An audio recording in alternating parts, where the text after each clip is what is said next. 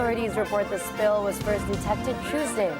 More details on this later in the news.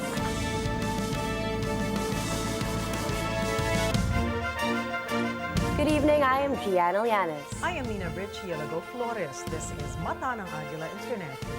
Now for the headlines. Health logs 88 firework-related injuries in the Philippines. Philippines and United States top officials discuss issues of mutual concern over the phone. Michigan Supreme Court includes Donald Trump on 2024 primary ballot. The father of European integration, Jacques Delors, dies at 98. And Colombia unveils a 21-foot bronze Shakira statue. Mic test, Nina, mic test. What's the mic test? Nina, mic test.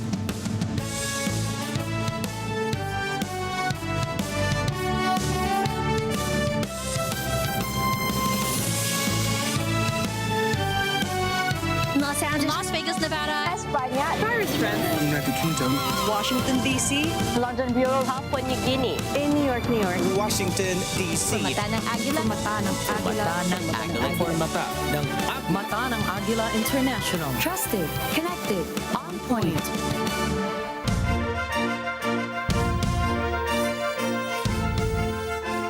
The Department of Health has recorded a total of 88 fireworks-related injuries as of December 28, with 13 new cases, including a 4-year-old boy from Calabarzon who accidentally swallowed a Watusi firecracker. Incident reports show that 69% of the new injuries were a result of the individual actively handling the firecracker, while 42% were attributed to the use of illegal fireworks. The health department especially issued a warning about the dangers of ingesting Watusi, which contains harmful chemicals, potentially leading to fatal consequences. In case of ingestion, individuals should seek immediate medical attention at the nearest hospital emergency room. For first aid, the health department advised against inducing vomiting, and instead, children may be given 6 to 8 raw egg whites, while adults may be given 8 to 12 raw egg whites to counteract the immediate absorption of poisonous chemicals. The Philippine National Police, or PNP, has issued a stern warning against engaging in online selling of fireworks, emphasizing that the sale of even legal fireworks through online platforms is strictly prohibited. Animal welfare and environmental health groups are also joining forces to safeguard not only human lives, but also the well-being of household pets. They express concern that firecrackers can traumatize animals, causing anxiety, disorientation, and upset stomach, particularly in those exposed to firecracker smoke. The Department of Interior and Local Government, or DILG, is taking decisive measures to ensure the rigorous enforcement of the firecracker ban at the barangay level. DILG Secretary Benhar Abalos underscored the importance of giving real effect to the ordinances established by 1,210 local government units, aimed at curbing the use of hazardous fireworks. As outlined in the Philippine National Police report, prohibited fireworks include 5-star, Plapla, Piccolo, Goodbye Philippines, Goodbye Bading, Giant Bawang, Watusi, Atomic Triangle, Judas Belt, Super Yolanda, Super Lolo, and Coke in Can. In Quezon City, Public Order and Safety Department Head Elmo San Diego clarified that the comprehensive ban on the use and display of fireworks has been enforced since 2019. Violators of the ordinance may face 6 months of imprisonment and a fine of 5,000 pesos. Officials in 142 barangays in the city have also been instructed to identify designated fireworks display areas within their respective localities.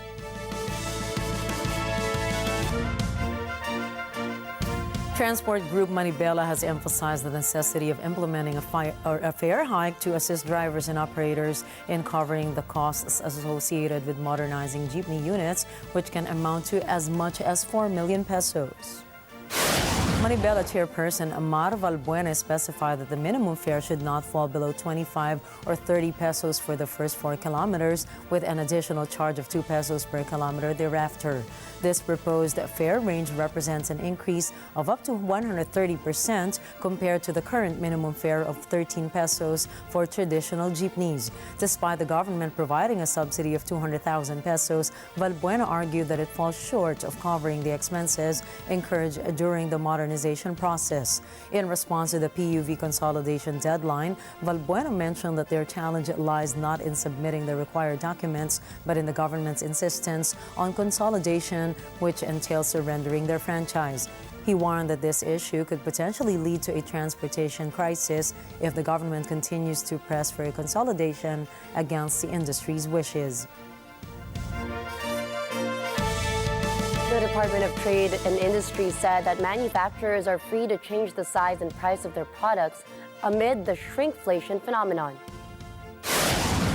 According to the Philippine Amalgamated Supermarkets Association, shrinkflation occurs when manufacturers change the size and volume of products to maintain its current price.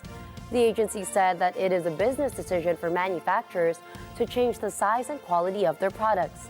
DTI Assistant Secretary Amanda Nograles underscored that the agency mainly monitors the basic necessities and prime commodities of the Filipino people. She added it would be a violation to make a change by manufacturers when there is already profiteering or price manipulation where the price of an item is sold at a premium compared to its true value. The Department of Agriculture, or DA, reported that nearly 500,000 metric tons of rice imported by the private sector are expected to arrive between December and early February of the following year. Agriculture Undersecretary Roger Navarro clarified that around 76,000 metric tons of rice are set to be imported from Taiwan and India, with about 100,000 metric tons already present in the country.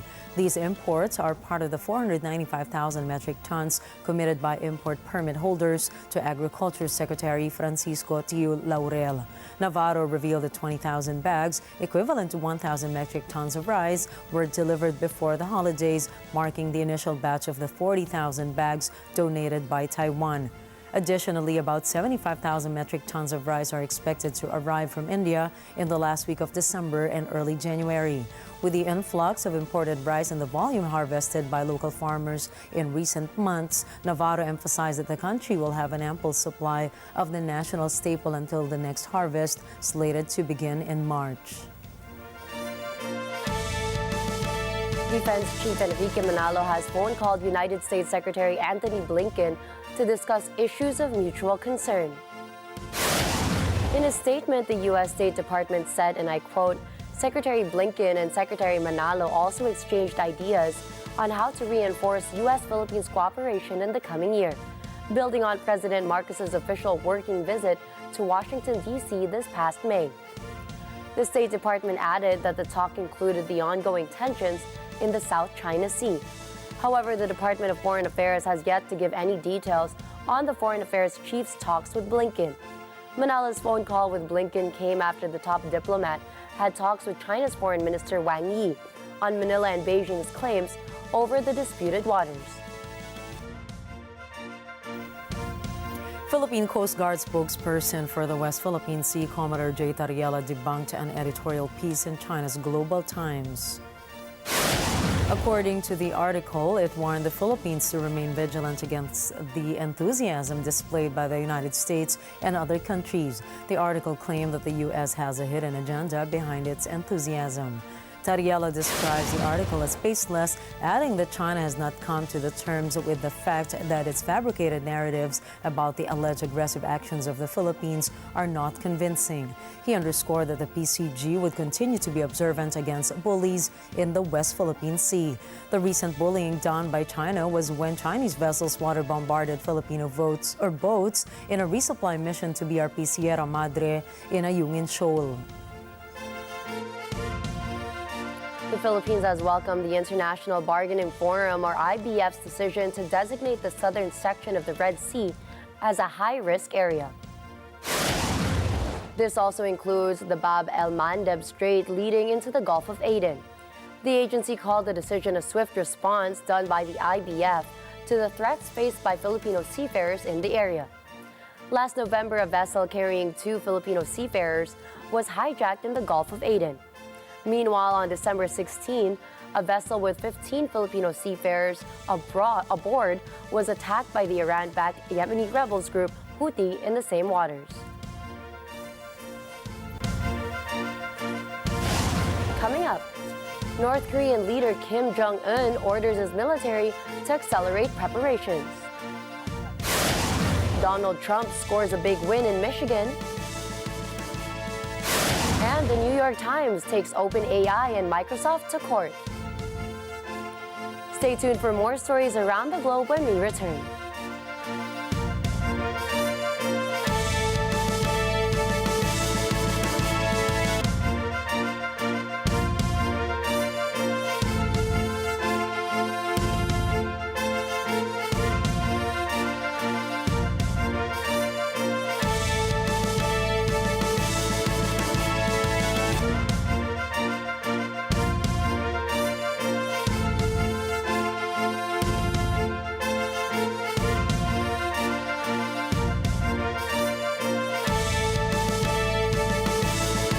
Aking pangarap na sana mapababa natin ang presyo ng bigas ng 20 piso.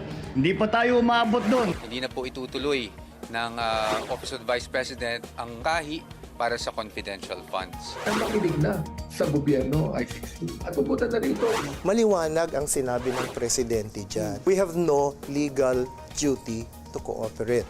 Itong napakaagang bangayan sa politika, hindi makakatulong. Wala akong ibang ipinakuusap, ibasura yung consolidation. Ang kulit naman. Sama-sama natin hinarap dito sa ASPN ang mga may init na issue ngayong 2023. Kaya't sa pagtatapos ng taon, huwag bibitiw at samahan pa rin ang Team ASPN tuwing Lunes hanggang Biyernes.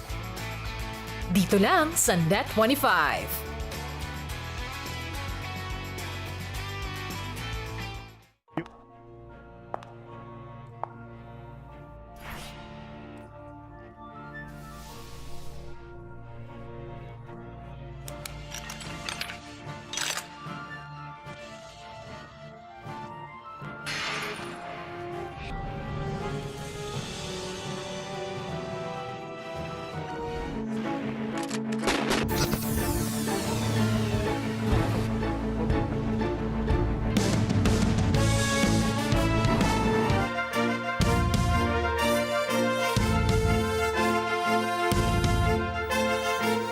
Welcome back to Mata ng Agila International.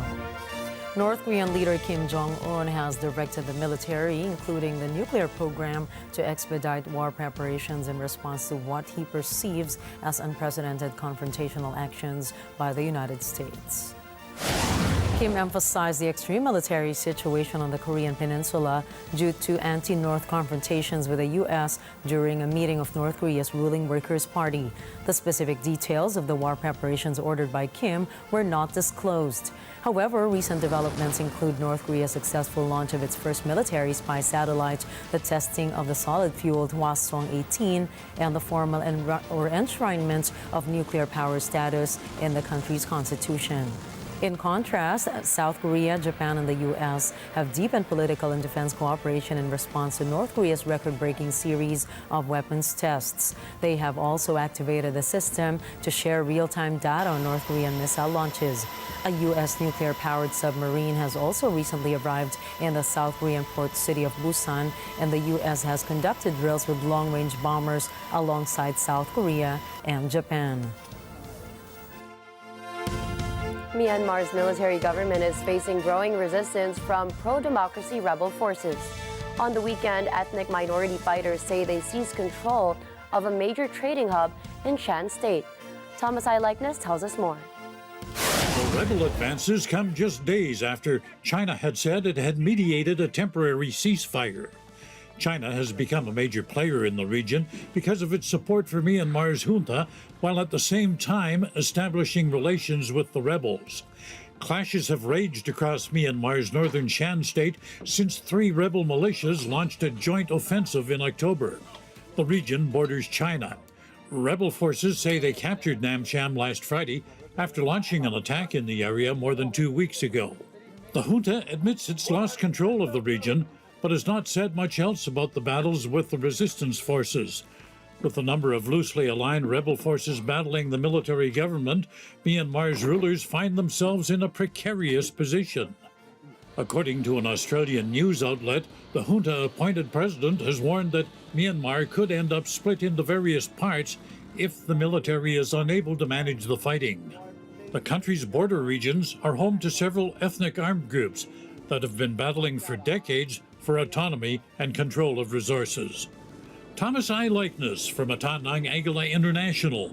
Trusted, connected, on point. Russia has condemned Japan's decision to export Patriot missiles to the United States. Moscow warned Tokyo that its move will hurt the relations between Japan and Russia, particularly if the munitions end up in the hands of Ukraine. Russian Foreign Ministry spokesperson Maria Zakharova noted that Japan's move is bound to dam regional and global stability. In a statement, Zakharova said, and I quote, "If Japanese missiles fall into the hands of the Ukrainian armed forces, such actions will be considered as unambiguously hostile towards Russia and will spell the most serious consequences for Japan." Last week, Japan agreed to supply PAC-3 missiles to Washington after ending its ban on military exports imposed under the nation's 1947 rule. This was done in a bid to turn Japan as the world's third biggest defense spender. The White House has greenlit its last military aid for Kyiv for now. United States officials said that the latest package, worth some $250 million, includes air defense, artillery, small arms ammunition, as well as anti-tank weapons. This, however, marked the last tranche of funding available without approval from the U.S. Congress. Earlier this month, an emergency spending measure that would have supplied $50 billion for Ukraine and $14 billion was stopped in the Senate by the U.S. Republicans. Ukraine has previously warned that its war effort and public finances are at risk if Western aid is coming. Ukrainian President Volodymyr Zelensky visited the U.S. Congress but failed to sway its lawmakers. Thousands of Argentines took to the streets of Buenos Aires to protest sweeping economic reforms and deregulation proposed by President Javier Milei. Organized by labor unions, the protesters demanded the courts intervene to invalidate the reforms they say would carve away at workers and consumer protections. Macy Marbury has more. Argentina's Congress is sitting in an extraordinary session this week at the request of ultra-libertarian Milei to consider the plan. President Javier Milei has only been in office since December 10th. His measures will change or scrap more than 350 economic regulations in a country accustomed to heavy government intervention in the market. Among others, it abolishes a price ceiling on rent and eliminates some worker protections. As well, it scraps laws shielding consumers from abusive price increases at a time when annual inflation exceeds 160% and the poverty level has surpassed 40%.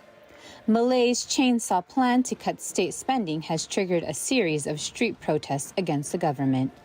Other aspects of the decree include an end to automatic pension increases, restrictions on the right to strike, and easing away from price caps for private health services. It also terminates some 7,000 civil service contracts in a bid to cut state spending. Unless Congress scraps the plan in its entirety, they will come into effect on Friday. Macy Marbury for Matanang Agila International, trusted, connected, on point. China has removed 3 defense firm executives from Beijing's top political advisory committee. China's state media reported among those stripped was Wu Yansheng, the chairman of the China Aerospace Science and Technology Corporation, Norinco Group chairman Liu Shiquan, a leading manufacturer of military equipment, and Wang Changqing, a former expert at China's space agency. No reasons were given for their oust. However, this is punctuated by a series of high-level removals over fights against alleged corruption, a central theme for Chinese leader Xi Jinping's administration. Last October, Defense Minister Li Shangfu was sacked months after speculations about his whereabouts. In recent months, the United States has actively pursued an enhanced presence in the Asia-Pacific, responding assertively to China's provocative actions in the East and South China Seas, including disputed areas in the West Philippine Sea. The escalation of tensions, exemplified by encounters like hostile maneuvering of Chinese warplanes against U.S. fighter jets, has spurred the U.S. government to fortify diplomatic ties with key allies such as the Philippines, Japan, and India, among others. These strategic partnerships aim to establish a collective defense against Beijing's expanding influence. In return, China has accused the U.S. of pursuing a containment policy, alleging encirclement and suppression designed to impede its economic growth. Chinese leaders have vehemently pledged to resist these measures, denouncing the U.S. strategy as reflective of a Cold War mentality. As the rivalry between China and the U.S. intensifies, experts anticipate heightened tensions not only in military and diplomatic realms, but also in a competition for influence and benefits across the Asia-Pacific. The Michigan Supreme Court has ruled to keep former U.S. President Donald Trump from the 2024 primary ballot, citing the Constitution's insurrectionist ban. In a brief order, the state high court rejected a request from 4 voters to review a Michigan Court of Appeals decision which allowed Trump to remain on the Republican presidential primary ballot. The Michigan Supreme Court, composed of 7 justices, concluded that it is not persuaded that the questions presented should be reviewed by the state high court. Sources said the order was not signed and a vote count was not noted. The Michigan Court of Claims judge who first got Trump's case said the issue raises a political question that should not be decided in the courts.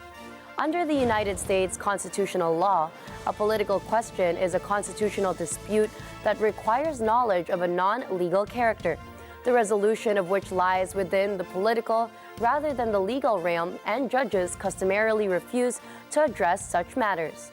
One of the Michigan justices wrote why Michigan law is different from Colorado's election code. Justice Elizabeth Welch said the challengers of the Trump case have identified no analogous provision in the Michigan election law that requires someone seeking the office of the President of the United States to attest to their legal qualification to hold the office. The lower court rulings in Michigan also kept the door open to future 14th Amendment challenges if Trump wins the Republican nomination. The Minnesota Supreme Court reached a similar conclusion last month, ruling that an insurrectionist ban case involving Trump should be dismissed with regard to the GOP primary, but challengers could try again if he wins the nomination.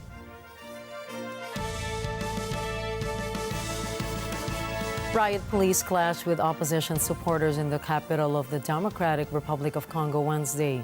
Police in Kinshasa tried to prevent the banned demonstration from taking place, but some protesters turned up anyway. Carlo Valdez tells us more. The trouble started following the release of partial results from the Congo's election. They indicated a strong lead for incumbent President Felix Tshisekedi. The opposition rejected the poll and staged a protest that turned violent. Dozens of riot police confronted protesters who hurled stones at officers. Police responded by firing tear gas canisters. At least 11 people, including 2 police officers, suffered injuries. Leading opposition politicians in the impoverished but mineral-rich Central African nation called for the protest after rejecting last week's vote. The election had been marred by severe delays and bureaucratic disarray. On Tuesday, the Congolese Interior Minister banned the protest, saying it would harm the electoral process. Carlo Valdez from Matanang Agila International, trusted, connected, on point. Spain's Prime Minister Pedro Sanchez opposes using the European Union anti-piracy naval force at Atlanta in a U.S.-led coalition to protect shipping activity in the Red Sea from attacks by Yemen's Houthi rebels. Por tanto, estamos dispuestos y abiertos a que efectivamente se plantee esa operación por parte de los aliados, tanto de la Unión Europea como de la OTAN, pero evidentemente no sobre el marco o en el marco de una operación como la Operación Atalanta. Spain's premier said that Operation Atlanta, which operates in the Indian Ocean, does not have the loadout required to prevent attacks in the Red Sea. es que consideramos que la operación Atalanta no tiene las características ni es la naturaleza de la operación que se exige, que se necesita en el Mar Rojo. En Atalanta lo que estamos haciendo es operar en el Índico, lo que se está haciendo ahí es luchar contra un fenómeno particular de la piratería, y en el Mar Rojo pues la situación es completamente distinta, el riesgo es diferente y evidentemente la naturaleza del desafío es distinta. Sanchez clarified during his annual year-end news conference that his government was willing and open to the creation by the EU of another force to tackle this problem. The Houthi rebels have carried out several strikes on Red Sea merchant vessels as a show of support for Palestine during the Israel-Hamas war in Gaza. Spain took over command of the European Union maritime mission from Britain in 2019 during London's preparation for Brexit, with the operational headquarters of Atlanta's also being transferred to the Rota naval base. Last week, the Pentagon reported that 20 countries have joined the U.S.-led coalition in protecting the Red Sea shipping lane.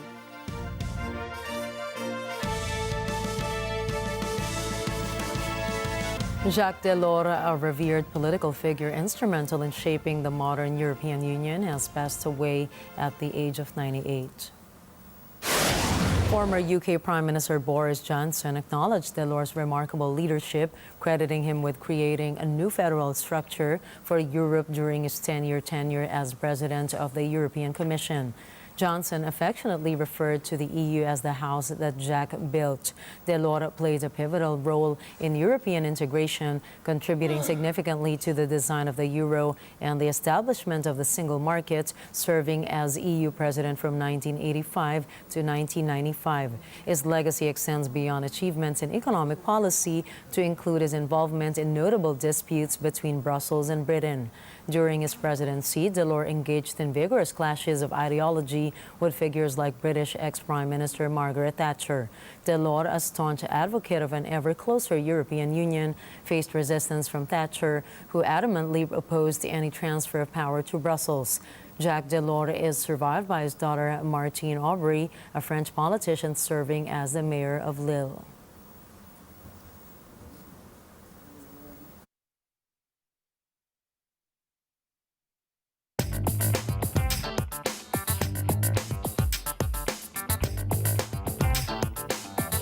Spain has extended some measures, including a food tax cut, to ease inflation.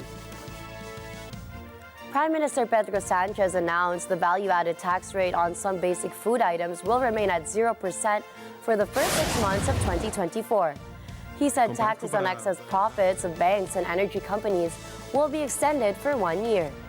He added that the tax applied to energy companies will be modified to deduct strategic investments in certain projects. Other decisions taken by Spain's cabinet to ease inflation include a ban on bank commissions when elderly people withdraw cash at branches, as well as extending a ban on home evictions for those in need. Spanish inflation fell to 3.3% in November, retreating for the first time since June. Analysts expect inflation to remain at that level this month, with new data to be released on Friday.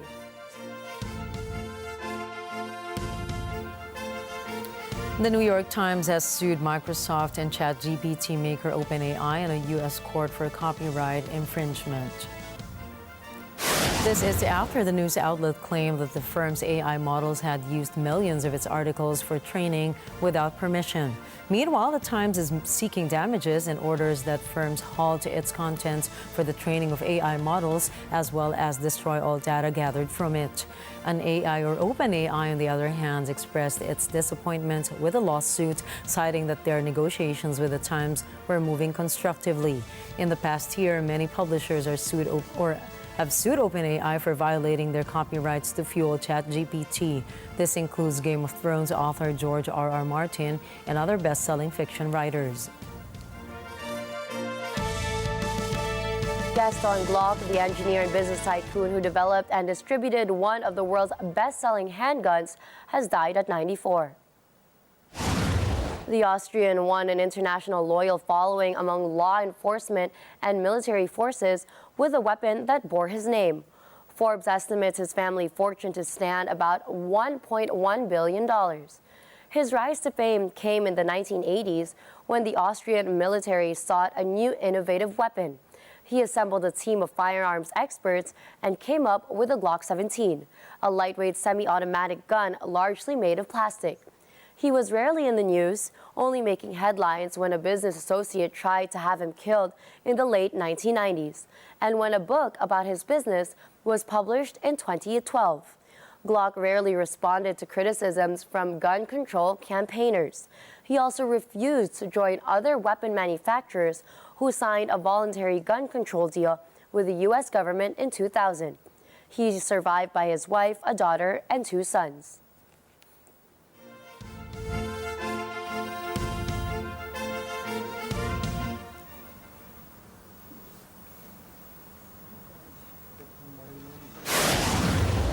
Up next, an oil spill blackens part of Venezuela's western coast. Pro-Palestine rallies block holiday traffic into American airports. And Apple has won a temporary pause of the Apple Watch import plan. Please don't go away. We've got more stories from around the globe when Mata ng Agila International returns.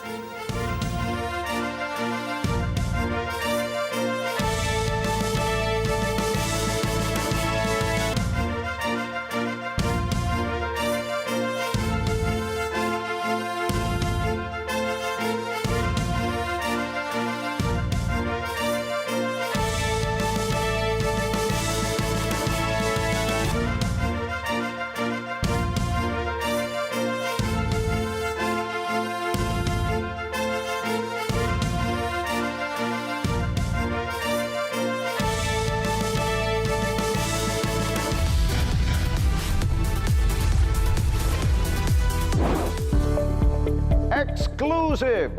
Mga istoryang pumukaw sa ating damdamin at nagpatibay sa ating paniniwala na habang may buhay, may pag-asa. Muli nating silipin ang mga taong ating nakilala at naging inspirasyon. Viral ngayon, makapigil hiningang mga istorya, nagkumulat at nagpakaba sa atin. Sa loob ng 1 taon, muli nating balikan.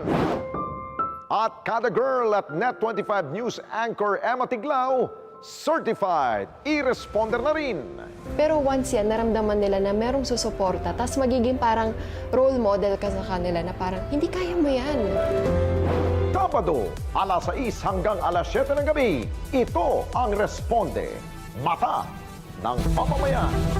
Let's get together, sa Net25.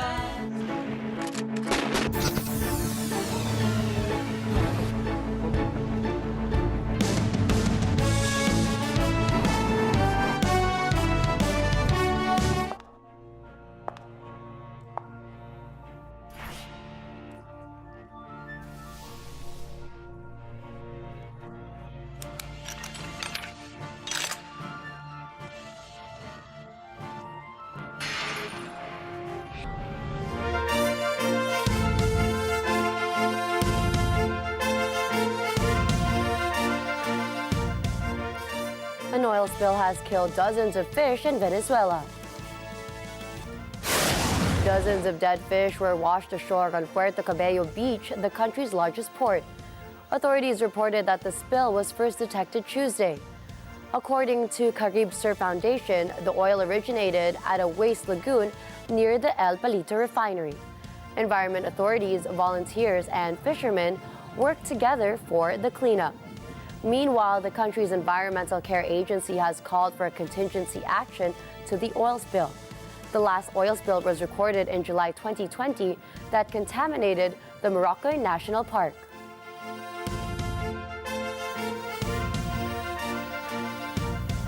At least 15 people are dead after a tanker truck in the West African nation of Liberia crashed and exploded. More than 30 others have been injured, many of them critically. JC Umul has the details. Police says the tanker carrying gasoline crashed and fell into a ditch along a road before going up in flames. One police officer says that after the crash, some locals started to take the leaking gas when the tanker exploded, killing some and wounding others. He says police are still gathering the total number of injured and killed. An eyewitness says people climbed on top of the truck to take the gas, while some of them had iron and hit the tanker for it to burst to allow them to get the gas. The witness says the driver of the truck told him not to climb on top of the tank, but to take the gas that was leaking out of it. Some people even using screwdrivers to put holes in the tank. A health officer told a local newspaper that 36 people had been critically injured, including children and a pregnant woman. JC Yumul for Matanang Agila International, trusted, connected, on point. A labor dispute has closed France's most iconic tourist attraction. Workers at the Eiffel Tower walked off the job Wednesday to back contract demands. Danica Lee has the report. The labor strike coincides with the 100th anniversary of the death of the tower's creator, Gustave Eiffel. The landmark will remain closed until further notice. Workers say the walkout is a protest against the way the tower is managed. They say management's business model is based on an inflated estimate of future visitor numbers while underestimating costs. The Eiffel Tower attracts nearly 7 million visitors a year. 3/4 of them are foreigners. The union says tower management is basing its future budget on 7.4 million visitors, a figure that has never been reached. It says the monument does not have enough money to pay for a large amount of maintenance work that is needed. Visitors to the tower Wednesday expressed frustration and disappointment as they were turned away. Danica Lee for Matanang Agila International, trusted, connected, on point. Pro-Palestinian protesters briefly blocked entrance roads to the JFK airport in New York and the LAX in Los Angeles as airlines contended with a holiday travel rush. The demonstration stopped cars on the outskirts of New York's John F. Kennedy International Airport, where some travelers set off on foot to bypass the jammed roadway. A total of 62 people were arrested between the two protests. In New York, activists locked arms and held banners demanding an end to the Israel-Hamas war and expanded rights for Palestinians, bringing traffic to a standstill on the Van Wyck Expressway leading up to the airport for about 20 minutes.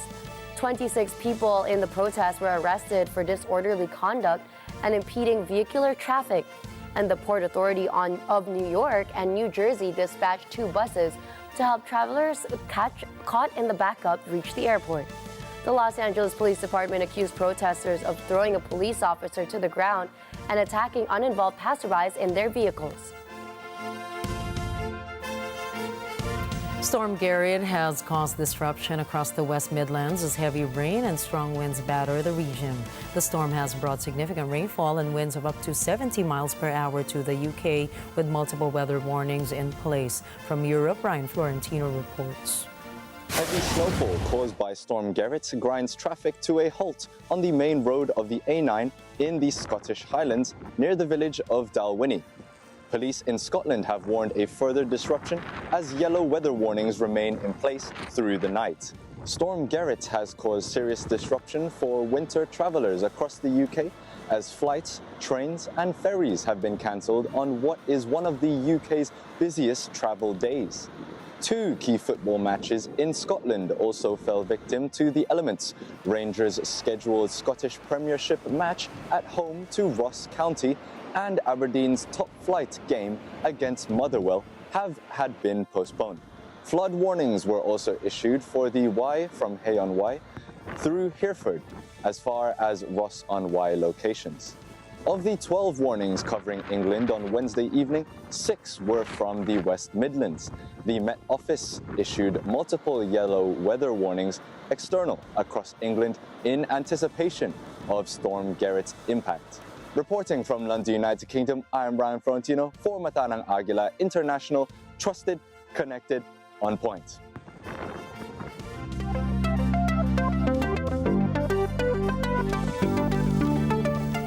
The Russian Aerospace Forces successfully deployed a new military satellite into orbit. Russia's defense ministry says a Soyuz 2.1B rocket carried the new satellites into space. The onboard systems, according to officials, were monitored by an automated ground control complex. To recall, Russia deployed a Soyuz 2.1B rocket last November and October. Russian space agency Roscosmos said they launched 67 Soyuz 2.1B rockets between December 27, 2006 and November 25, 2023. Some 577 devices were delivered into orbit or further into space over that period. The Defense Ministry did not disclose the purposes or capabilities of their military devices in space. Apple's latest smartwatches, Series 9 and Ultra 2, are now back on the U.S. market. The United States trade body halted imports and sales of Apple's new watches over a patent row. Massimo alleged that Apple copied its pulse oximetry technology, but the tech giant filed an emergency appeal. Petitioner Massimo declined to comment on the court's decision, while Apple did not immediately respond to the developments. Coming right up, vinyl sales in the UK experienced an unlikely resurgence. Kate Cunningham and the Detroit Pistons make NBA history. And Swifties step aside, Ariana Grande makes her first move heading into 2024. Catch the latest in sports and entertainment. Mata ng Agila International will be back.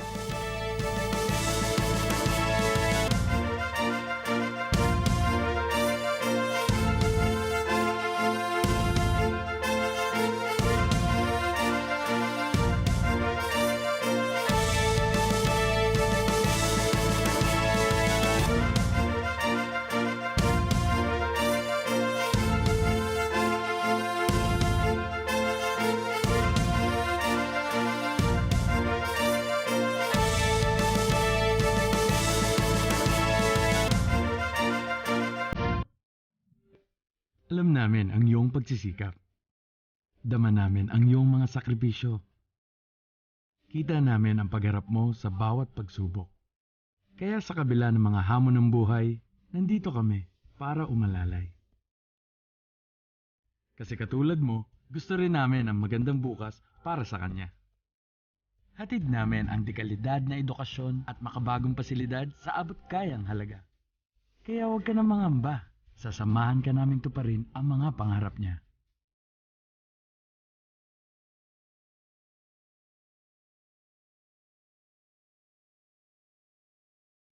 Maaasahan mong sulit dito ang mga pinagsikapan mo.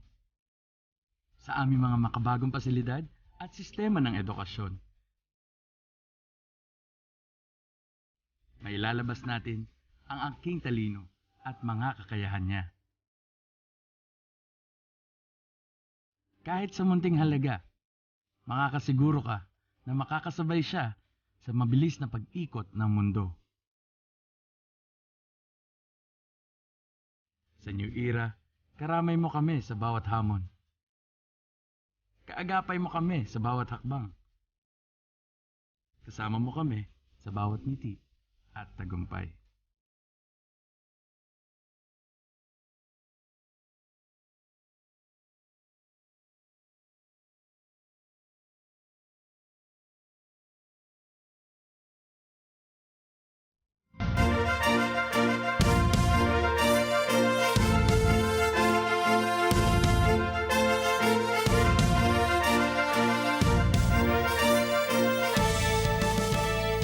Renowned Kenyan sculptor Elikana Ongesa, celebrated globally for his monumental stone creations, expresses a sentiment shared by many African artists, the need for greater recognition of African art both at home and abroad. African art is very important, but it has not been supported well enough to give a chance to be enjoyed by many people in the world. African art at the moment is dependent on what support some artists and their art gets or get from other countries. brought out some very interesting features. 79-year-old Ongesa emphasizes the significant influence of African art on Western masterpieces, citing examples such as Pablo Picasso's Les Demoiselles d'Avignon. Despite this historical influence, he laments that African art has not received the acknowledgement it deserves. His own sculptures, often inspired by nature, have been exhibited in prestigious venues worldwide, including the UNESCO headquarters in Paris and in New York. However, the prices commanded by African artworks still lag behind those of Western counterparts, with both African and foreign collectors hesitant to invest substantially in pieces from the continent. Ongesa's experience highlights the challenges faced by African artists in gaining international recognition and fair valuation for their work, even when presented with opportunities to break records, as seen in the case of the potential $13.8 million sale of his monumental granite sculpture. Logistical hurdles and local constraints can impede the progress of African art onto the global stage. Despite these obstacles, Ongesa remains an advocate for transforming the status of Kenyan art and positioning it in a league that rightfully reflects its culture and artistic significance. An analysis of official chart data by the British phonographic industry says the vinyl market has increased by nearly 12%, rising for the 16th year in a row. The analysis shows that over 250,000 vinyl albums were sold in the week before the holidays, the highest sales for the format this century. Taylor Swift's 1989 Taylor's Version was the best-selling vinyl album. The singer-songwriter also took two more slots in the top 10 with Speak Now, Taylor's Version, and Midnights. The Rolling Stones took second place with Hackney Diamonds, their first new music in 18 years. Ed Sheeran, Lana Del Rey, and Blur also made the top 10. Reports said events including Record Store Day, which is held every April, have helped boost the vinyl sales.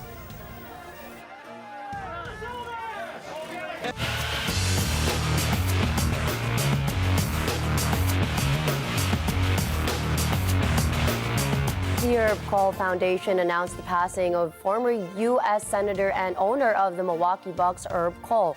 He was 88 years old. The former statesman met his end after a brief bout with illness.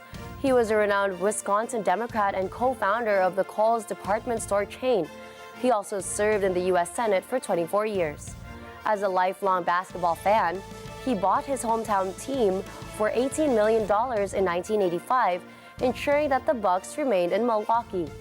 Kohl sold the Milwaukee Bucks in 2014 after nearly 3 decades and donated $100 million to help the team build a new arena. He is also recognized as a philanthropist, donating millions to students, teachers, and schools in Wisconsin. Herb Kohl, who never married, will be remembered by all of the people he touched throughout his life and by the sign on his Senate office desk that reads, and I quote, "The Bucks stop here."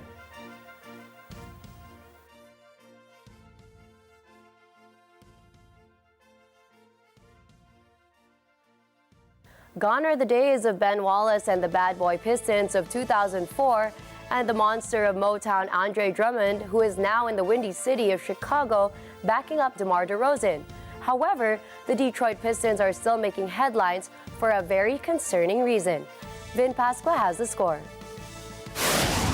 The Detroit Pistons made NBA history Tuesday night by becoming the first team to lose 27 straight games in a single season as they fell to the Brooklyn Nets 118-112. At 28 games, the Philadelphia 76ers still hold the record for the longest losing streak overall across 2 seasons. In a post-game press conference, Cade Cunningham, the 22-year-old guard who kept the team afloat by scoring 41 points, emphasized the need to stick together as players. Cunningham is also the first Piston player to have 2 40-point games in a single month since Mikal Bridges added 21 points and Cam Thomas finished with 17 points. The Nets shot 50% from the field as a unit, but shot just 62% from the free throw line. In the same news conference, first-year Pistons coach Monty Williams said the Nets' 13-point second-quarter streak was deflating to his team despite a strong start. During the game, you could hear unsatisfied fans audibly chanting, to sell the team. There's Cade. Yes, the Pistons will have to keep going. They can tie the 76ers all-time record tomorrow with a loss to the Boston Celtics. Reporting for sports, Vin Pascua for Mata ng Agila International. Trusted, connected, on point.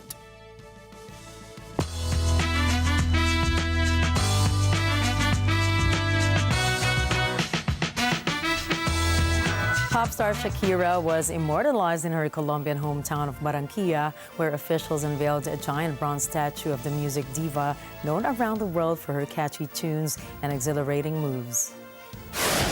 The 6-meter, nearly 21-foot-tall monument depicts a multiple Grammy and Latin Grammy winner in one of her famous belly dancing outfits, with her hips swaying to her right and her arms raised gracefully toward the sky.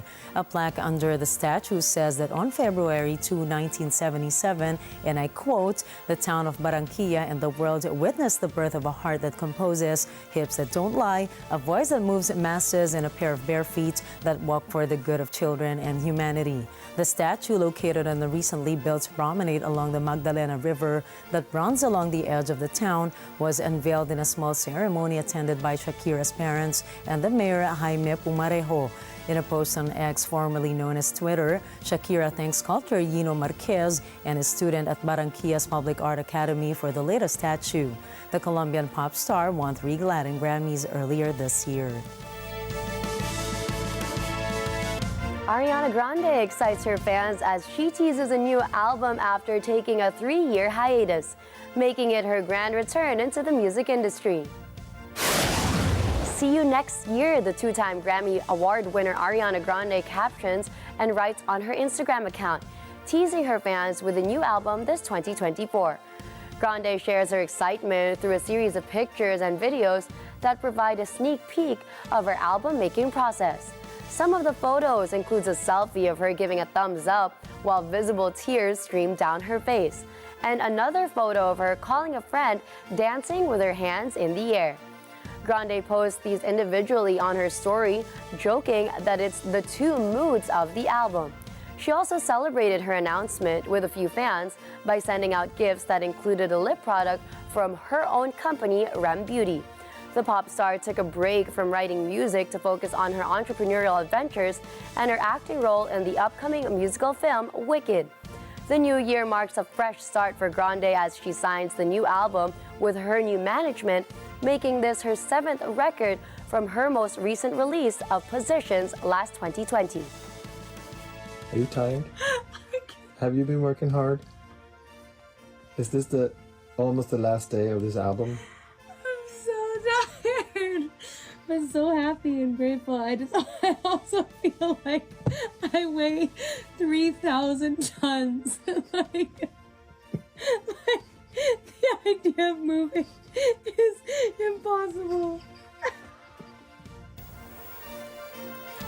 Like you and I some days, I'm sure you can relate. I'm so excited for that album, though. So am I. And to send you off this week, here's a quote from American memoirist, poet, and civil rights activist Maya Angelou. "My mission in life is not merely to survive, but to thrive, and to do so with some passion, some compassion, some humor, and some style." Sometimes we get so comfortable with just a routine in our life and we forget what she said, to thrive. And I think the best way to do that is to really absorb everything that's going on around you. Take that moment and embrace it. And while you're at it, do so lovingly. In my case, with a lot of humor. I love that. And that's a wrap for tonight's news. Catch the latest updates on our social media channels. I am Gianna Llanes. I'm Nina Richie Elago Flores. This is Mata ng Agila International. Trusted, connected, on point.